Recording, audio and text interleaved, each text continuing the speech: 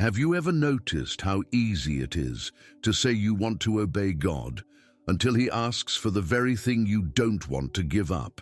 Talking about obedience sounds nice when the path is one you already wanted to take. But when God touches what you love, when He points to what you fear losing most, His will feels like a sentence. That's where it all begins. Because as long as obeying God fits into your logic, your schedule, or your comfort zone, it's not His will you're seeking. It's your own, with a heavenly stamp of approval. Watchman Nee always warned us about this, about the danger of deceiving ourselves, thinking we're being spiritual when we really just want God to say yes to what we've already decided to do. Is that prayer or manipulation? Is that surrender or bargaining? You need to face this head on. You say you want to hear God's voice, but if He says something that contradicts your expectations, will you obey, even if it hurts, even if you don't understand, even if you lose something you thought was vital to your life? Jesus wasn't lying when He said, "Not my will, but yours be done."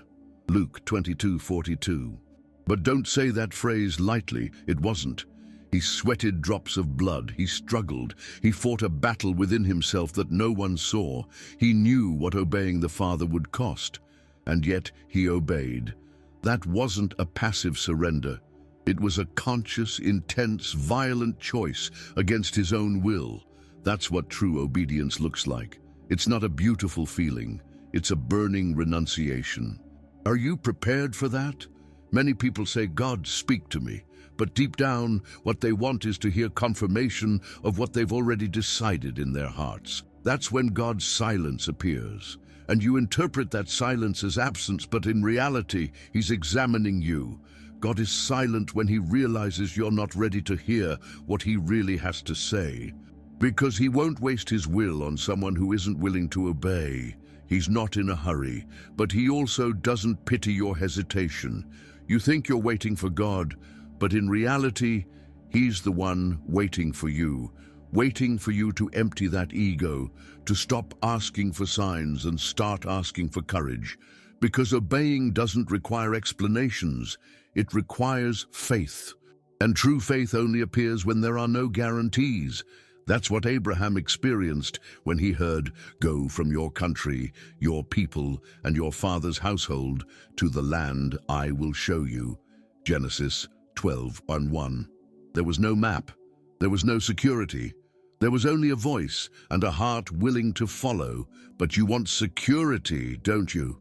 You want to know the end of the story before taking the first step. You want control, but God's will doesn't fit in hands that haven't opened up. Watchman Nee said that as long as your soul is full of itself, you will never know the will of God. Because it is revealed to those who don't want to be right, but want to have communion. To those who prefer to lose than to disobey. To those who prefer to be broken than to be independent. Do you fit into that? Peter thought he was strong. He thought he would never deny the Lord. But when confronted, he fell. He was broken. He had to go through the pain of seeing who he really was. And after that, he was restored. He was rebuilt. It was there that he became useful. The same happens with you. As long as you are not broken, you will not be molded. You may even seem obedient on the outside, but on the inside, you are still full of your own will. And that, God does not accept. You need to stop asking for direction if you're not willing to follow wherever it leads. That only pushes you further away. Are you seeking a God who merely reaffirms your preferences, or the God who demands everything from you? Because if it's the latter, He won't give you room to negotiate. He will touch exactly where it hurts. He will ask you for what you think you can't let go of, like He did with the rich young ruler. Go, sell everything you have and give to the poor, and you will have treasure in heaven. Then come, follow me. Mark 10:21. But he couldn't. Because he wanted God, but he also wanted to maintain control. Watchman Nee wrote that the real problem is not the lack of revelation of God's will, but the lack of willingness to obey. God has no problem speaking. We are the ones who have a problem listening when what he says costs us too much.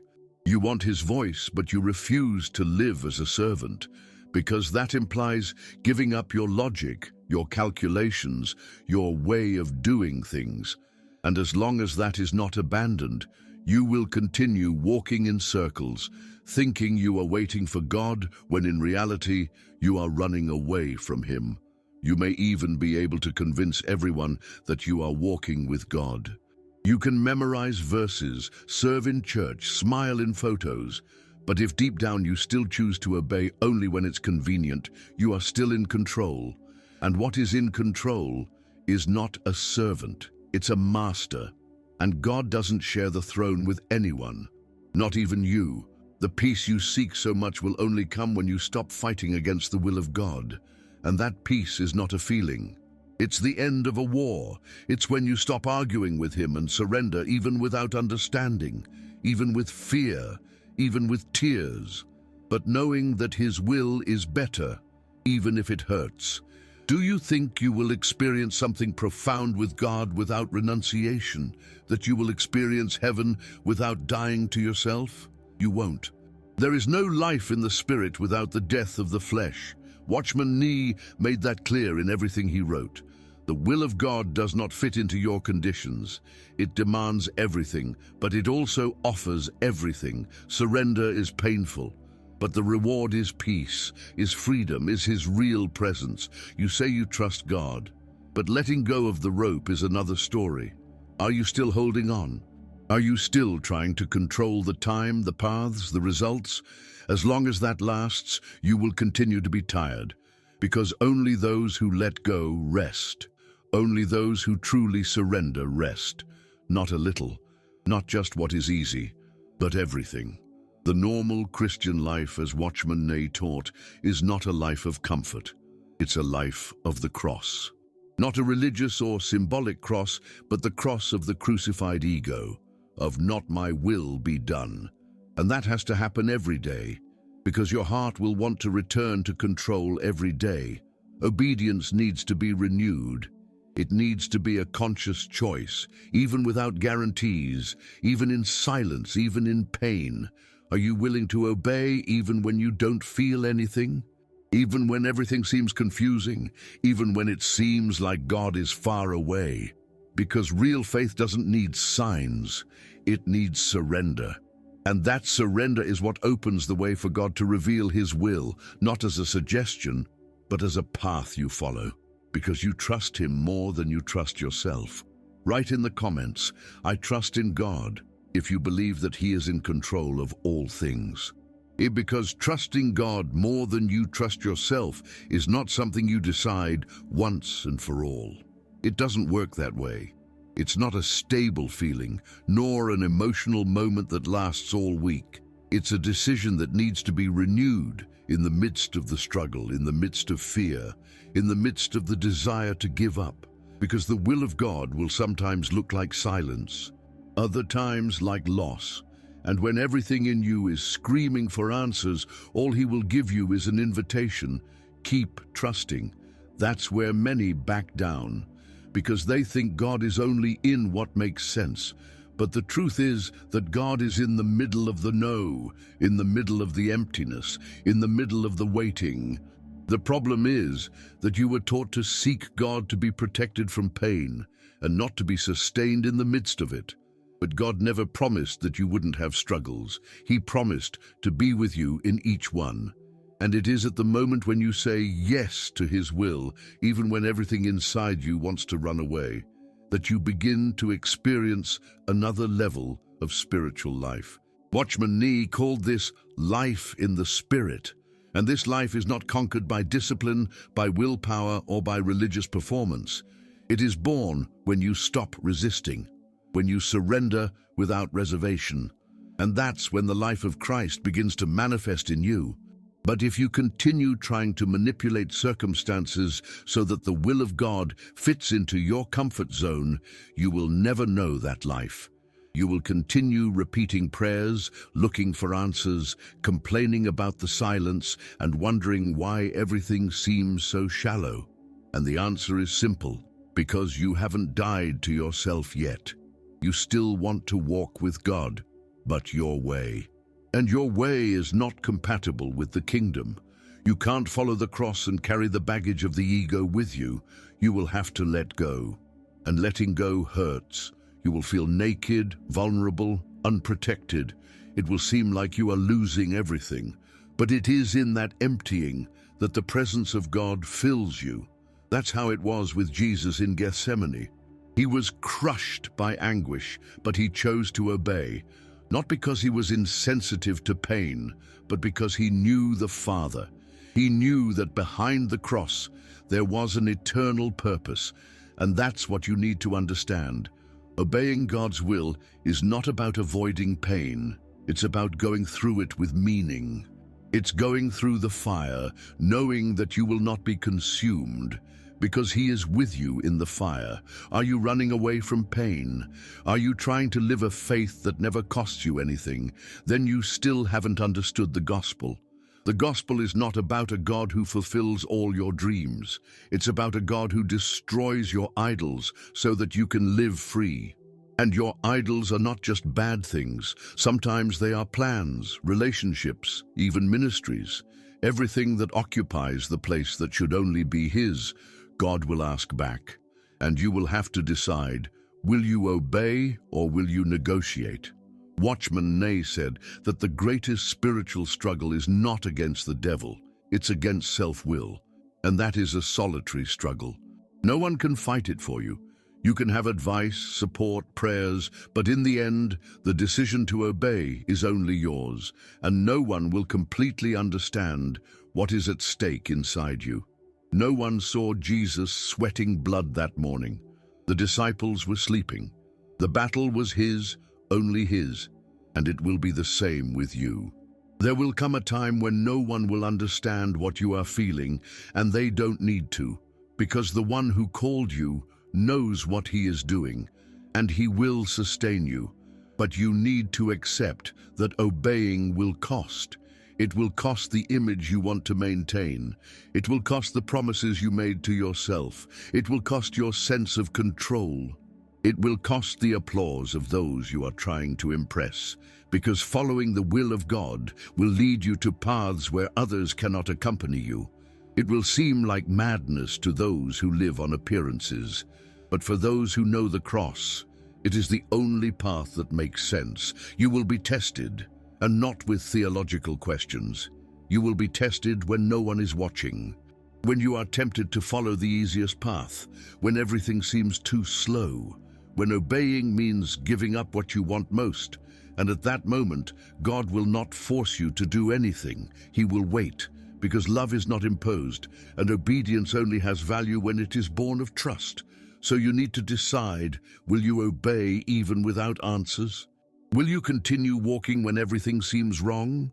Will you trust even when you feel abandoned? Many people give up before reaching the point of revelation because they cannot bear the waiting time. And waiting for God is a tool. It's not punishment, it's preparation. He uses time to test what is inside you. You say you love his will, but do you really love it when it is delayed? You say you trust, but do you trust when everything collapses? You say you want to obey, but do you still want to when his will breaks you?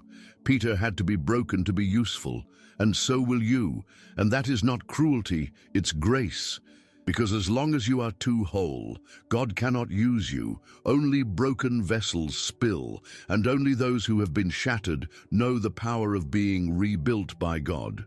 Watchman Nee said that the usefulness of a Christian is directly linked to how much he has died to himself. And you? How much are you still alive in your own will? It's no use saying, "Lord, Lord," if you still ignore what he commands. Jesus was direct when he said, "Why do you call me Lord, Lord, and do not do what I say?" Luke 6:46. Obedience is the mark of the disciple, and there is no conditional obedience. Either you give everything or you have given nothing. God does not accept half, because his will is not divided with yours. And if you are still trying to reconcile the two, It is because you have not yet decided who is on the throne. God wants to take you to a place of intimacy that only obedience allows.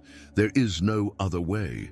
True anointing, deep revelation, the real sense of His presence, all of this comes to those who have learned to obey. Even when no one understands, even when it hurts, even when you seem to be walking in the dark. Because faith is not about being sure of what will happen, it's about knowing who you are trusting.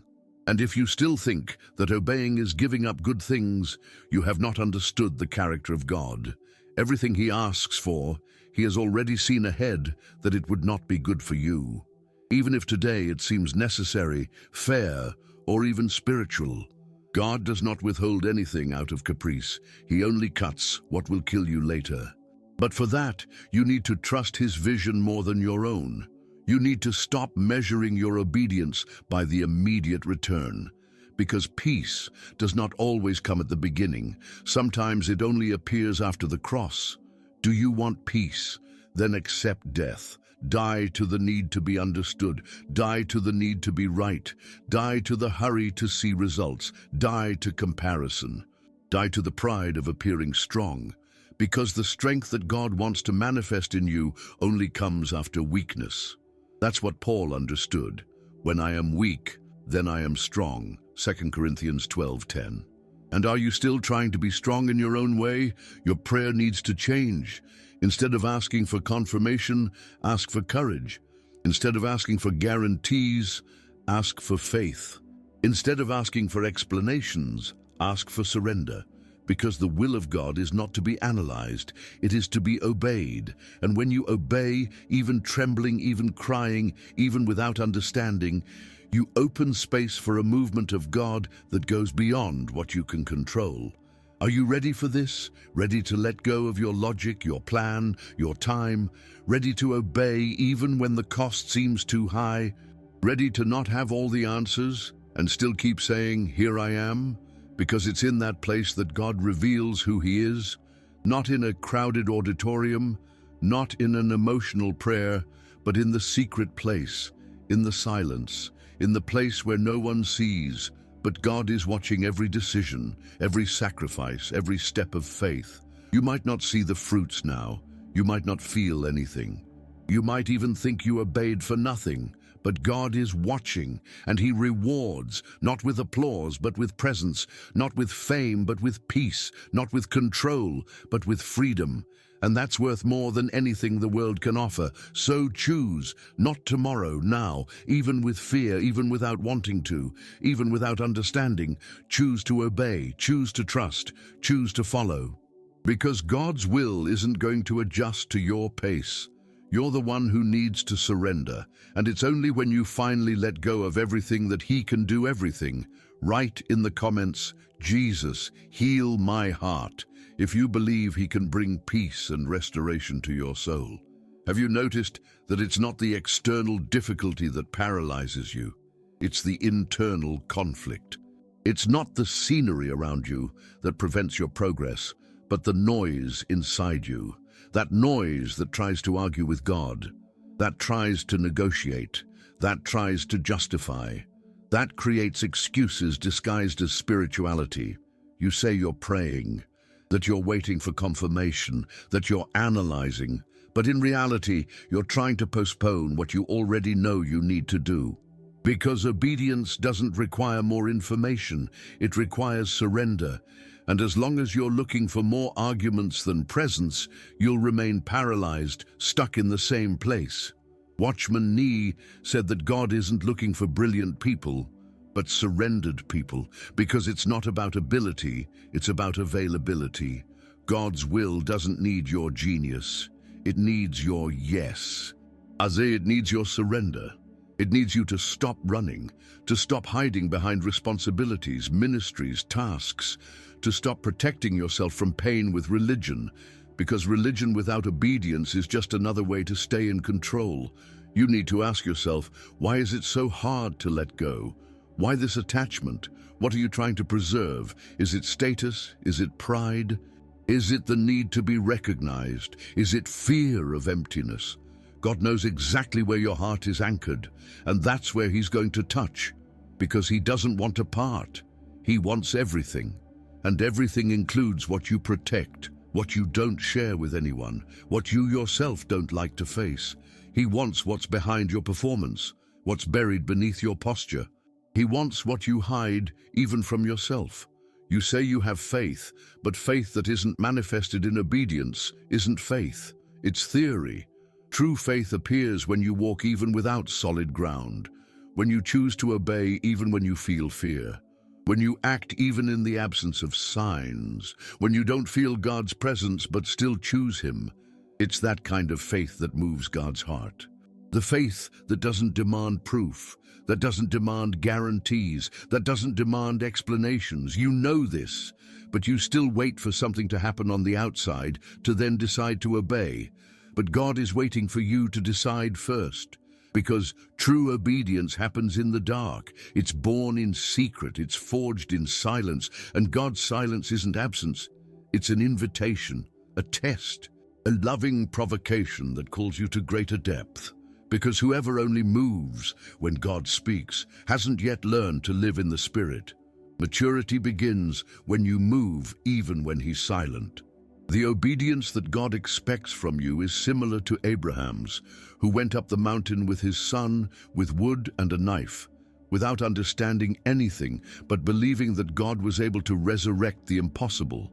And when Abraham raised the knife, God intervened. But only when he raised it, not when he left home, not when he started climbing the mountain. It was when he reached the limit of his surrender.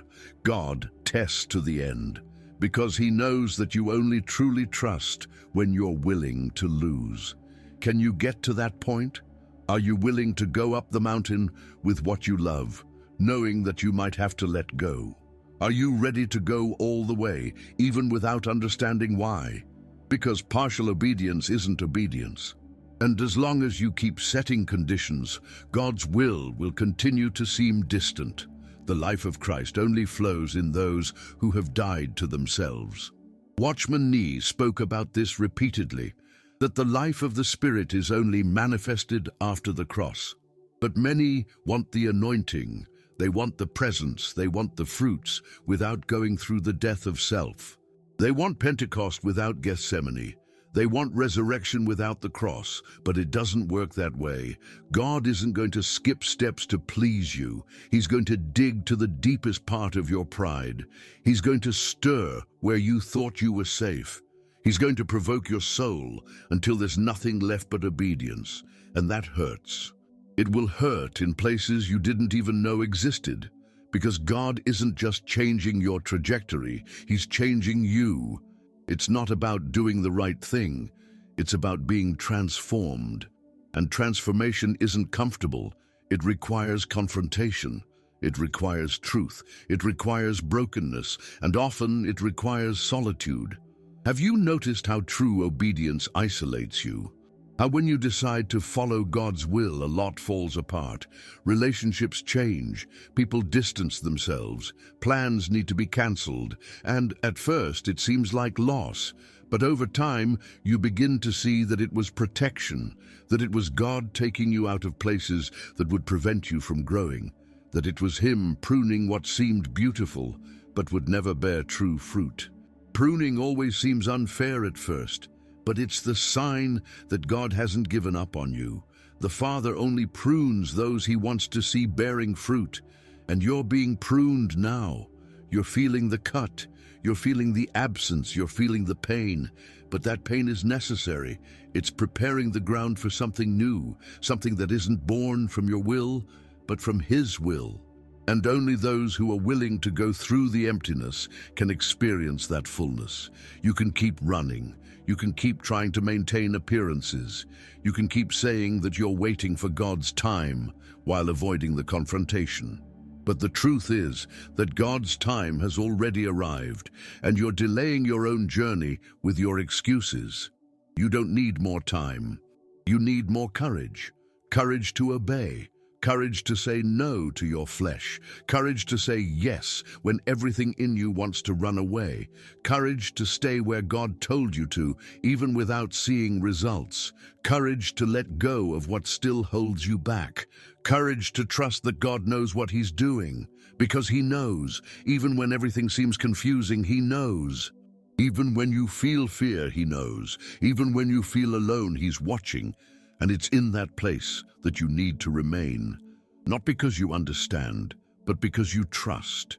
Because obedience isn't an exchange, it's a surrender. It's letting go of everything without demanding anything in return. And that's only possible when you know who's asking, when you know that God is good, that He's faithful, that He doesn't lie, that He doesn't make mistakes, that He'll never ask for something that isn't for your good. Even if today it seems like destruction, you can trust. Even crying, even in pieces, even feeling like everything is collapsing, you can trust. Because He's not killing you, He's freeing you, He's molding you. He's aligning you with something much bigger than you can see now.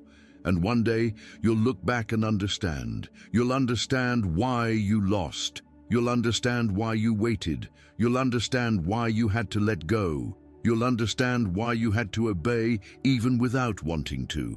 But today, all He asks of you is that you trust, that you let go, that you obey, that you give up, that you say yes even with a heavy heart, because it's in that yes that everything begins to be rebuilt. It's in that yes that His presence is revealed in a new way.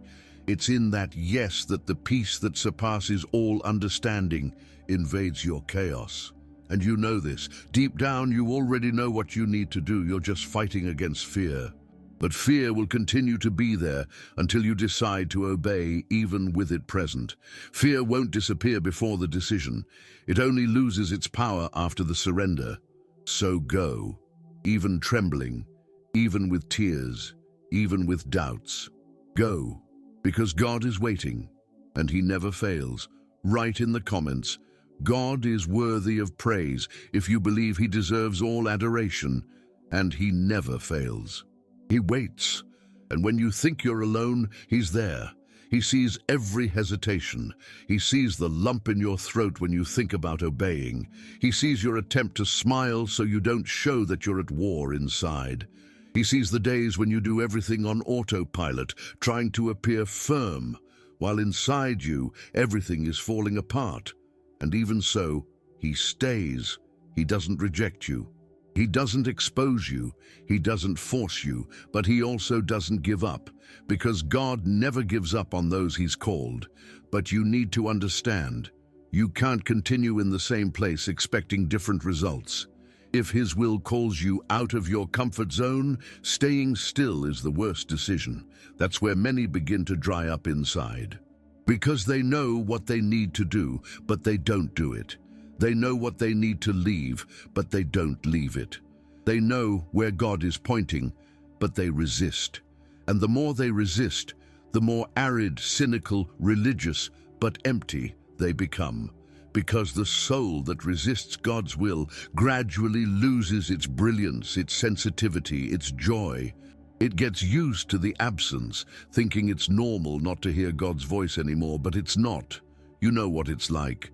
You've lived days when His presence felt like a hug, when a word was enough to renew everything inside you.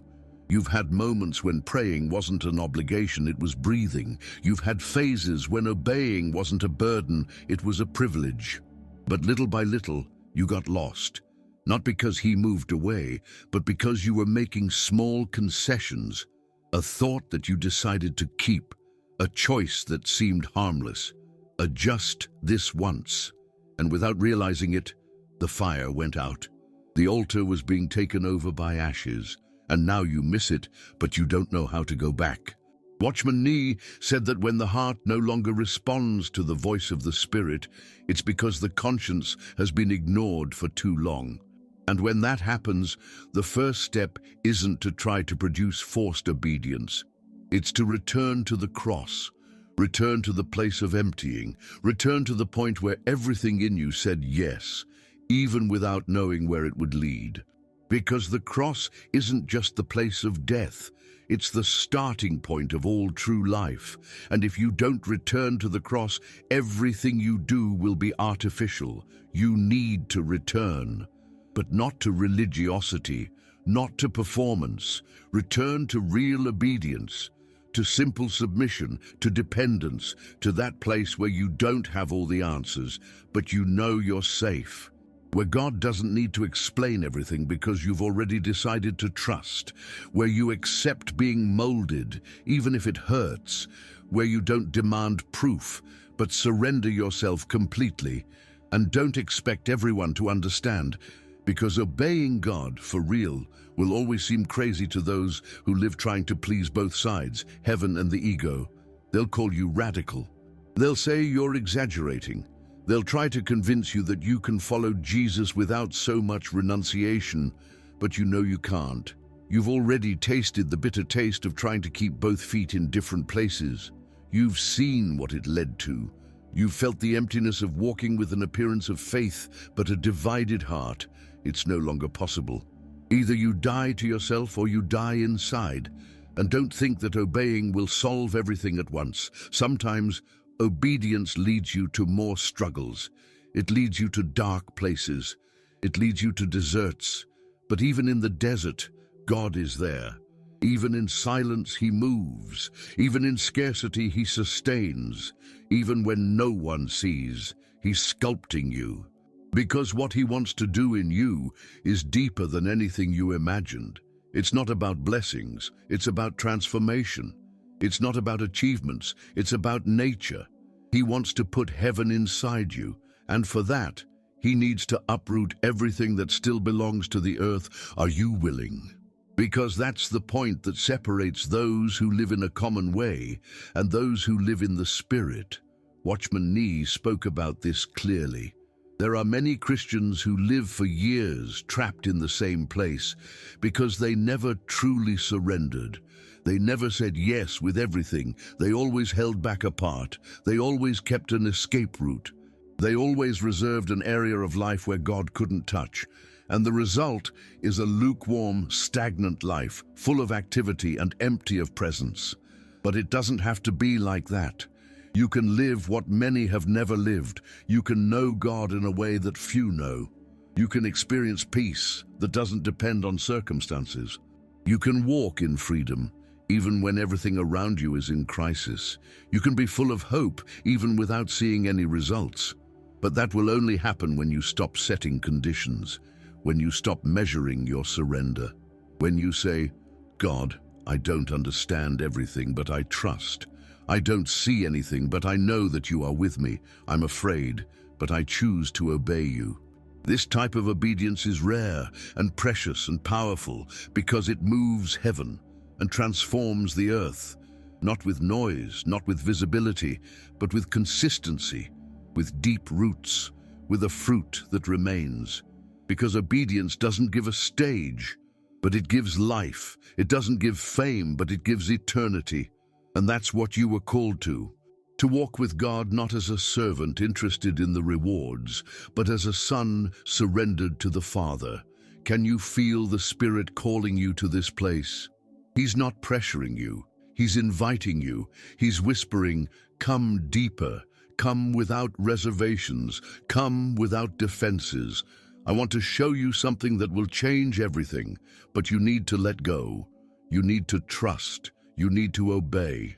It won't be easy, but it will be real. And the real is always worth more. It's worth more than false security. It's worth more than forged stability. It's worth more than control. Because what God wants to give you can't be bought, nor conquered by your own effort. It's poured out, it's grace, but grace only enters surrendered hearts. You need to surrender. And surrender isn't a feeling, it's a decision. It's that moment when you close your eyes, take a deep breath and say, Thy will be done. Not because it sounds good, but because it's necessary. Because you've already realized that following your own will has only brought you exhaustion. It's only led you astray. It's only stolen your peace. It's time to return. Not tomorrow. Now. Return to that place where you no longer need to pretend, where you stop fighting, where you stop resisting, where you step down from the throne, where you finally accept that you have nothing left to control and that this isn't the end, it's the beginning. The beginning of a life where God's will is no longer an option, but your only path. Where you live each day in response to what He says. Where you wake up to obey, even if you don't feel like it. Where you persevere even when it doesn't seem to be working. Where you rejoice even in loss. Where you continue even in the dark, because His presence has become enough. And it's in this place that everything changes, not outwardly but inwardly. The circumstances may even remain the same, but you change. Your vision changes. Your heart changes. Your spirit aligns. And suddenly what was once impossible to let go of becomes light. What once seemed essential now loses its meaning. What once paralyzed you no longer has power, because you have been transformed, because obedience has paved the way for a new reality. Watchman Nee said that the true miracle is when God's will ceases to be a burden and becomes a pleasure. When obeying is no longer a constant struggle, but a natural reflection of who you have become. When the cross ceases to be an obstacle and becomes an altar, a meeting place, a place where everything dies and everything is born again. This place exists, and it's waiting for you, but you will only get there if you decide now, if you stop protecting yourself, if you stop justifying yourself, if you stop waiting for more signs, if you simply respond, "Yes, Lord, thy will be done, even if I don't understand, even if it hurts, even if it costs me, even if I lose, because I have already understood that obeying the Lord is gaining everything, even when the whole world says I have lost." This is the truth that sustains, that transforms, that liberates, that renews, that restores, that rebuilds, that resurrects, and you already know this. Now all that's left is to obey, and when you obey, you will discover that God's will was never a burden. It was always the place where you were meant to be, the only place where you truly live, where you truly breathe, where you truly rest, where you finally belong. Write in the comments, "Jesus, reign in my life." If you want Him to be the center of everything in your story, share this blessed video so that it can touch and help other people like you and me. Want to delve even deeper into faith and prayer? Download our exclusive ebook on how to strengthen your spirituality in today's world. The link is in the comments below. Don't forget to click the subscribe button if you haven't already. Thank you very much from the bottom of my heart for being part of our faith community. If you would like to support our channel a little more, consider becoming a member of our channel. I leave here 2 more videos so that you can continue your spiritual search and growth in faith. Thank you, and God bless you all. See you later.